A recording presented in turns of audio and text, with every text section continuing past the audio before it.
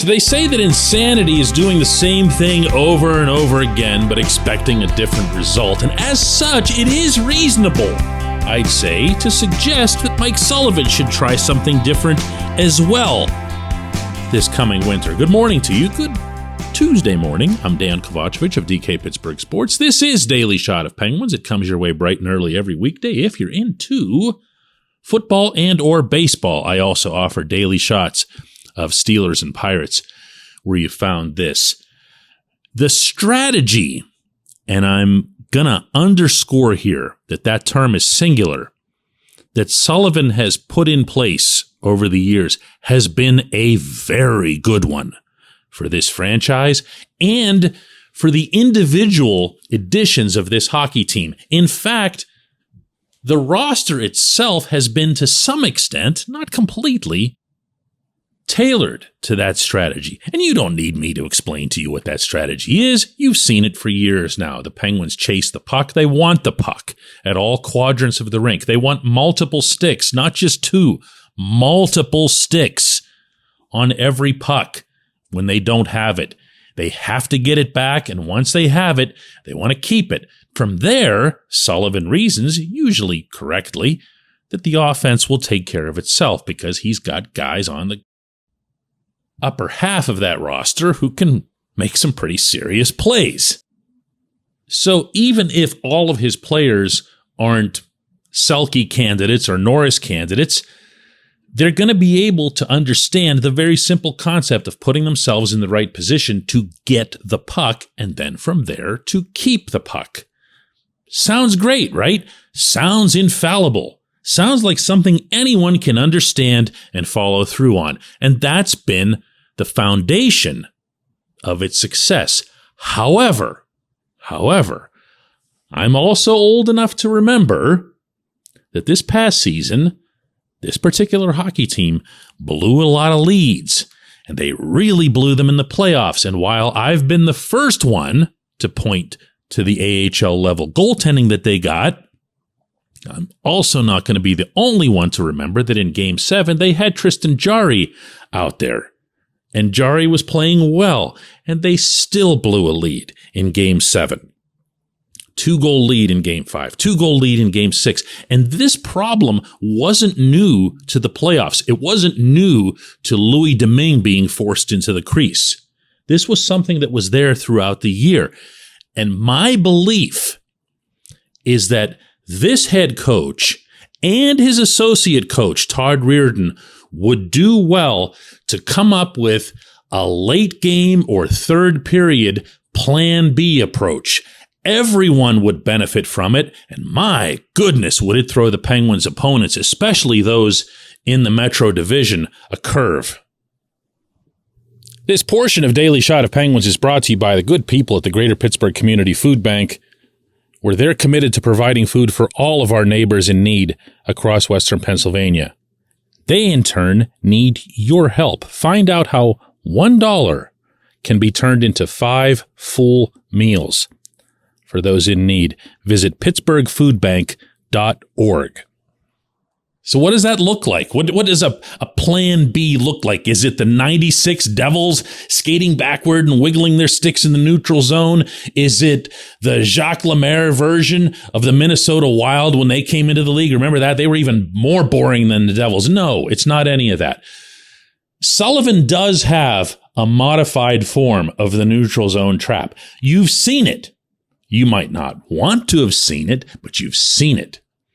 And that is when the Penguins have completely lost possession. There's a clear loss of possession in the defensive zone, maybe even a line change that goes with it.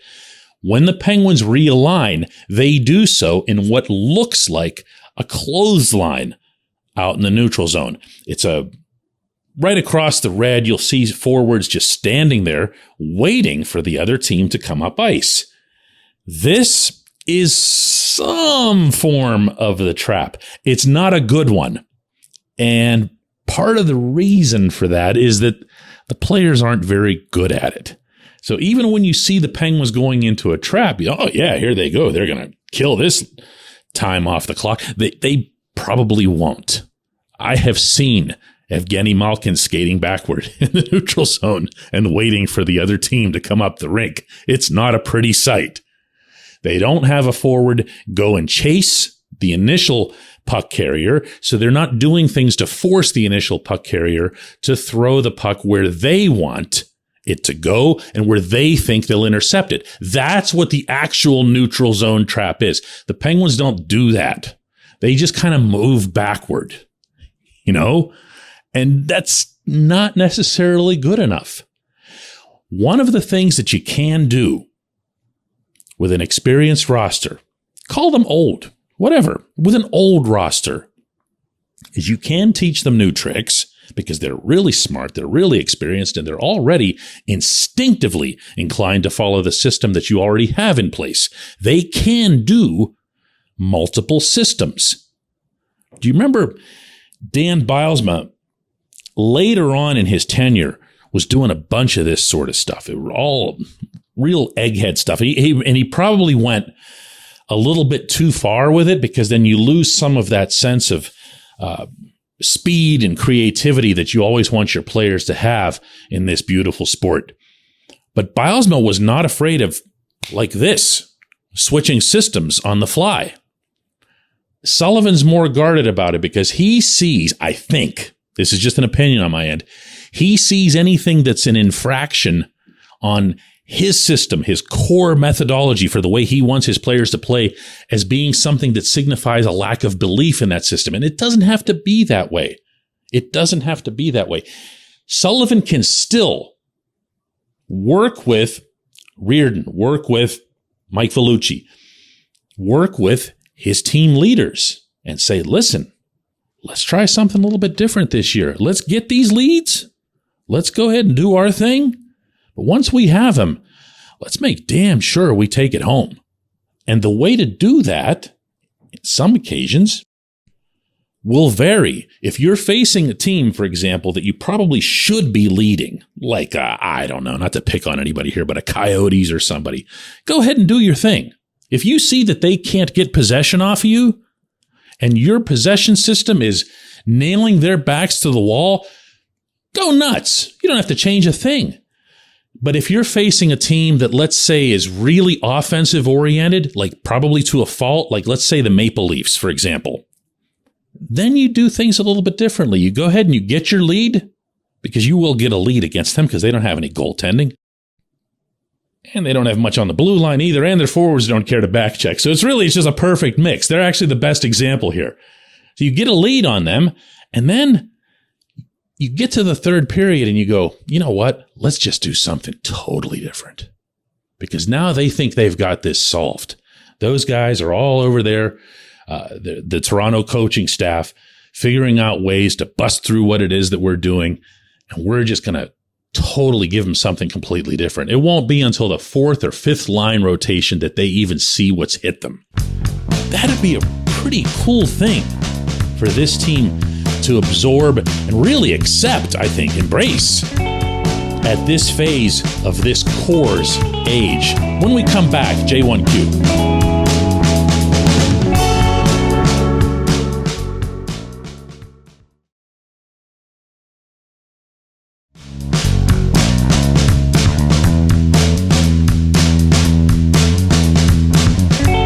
J1Q comes from Ed, who says, I would say that if you're going to retire Evgeny Malkin's number, you would surely retire Kris Letang's. In fact, if both retired today, I'd be happy if they retired Letang's number and not Malkin's. Every year, Letang has improved, made fewer mistakes, and he's been a lot more durable than Malkin. How do you not retire the number of the greatest defenseman in franchise history?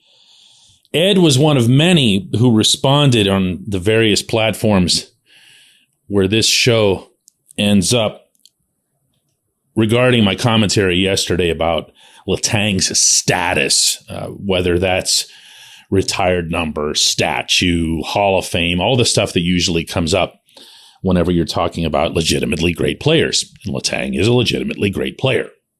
Anyone who cared, past tense, to argue that sort of thing really kind of fizzled out a couple of years ago.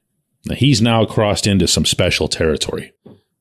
And when you factor into it what Ed just said, which is that his play has really leveled off, meaning in a good way, in terms of his mistakes and all that, it only adds to the legacy because now you can see a future for him. You can see what a Letang will look like over the next 3-4 years. But I do want to say something here. Half of everybody who responded to this was just obsessed with the occasional mistakes that he makes, the turnovers, the stuff where you go, oh, whatever. Even though he markedly, to repeat this, whacked those down in the 2021-22 season. And that displays to me, how do I say this without really ticking everybody off? That displays to me, I'll just say it, it's just a lack of understanding of the game. Do you know that your best players will always be the ones committing the most turnovers? You know why? Because you want them not fearing making the great play.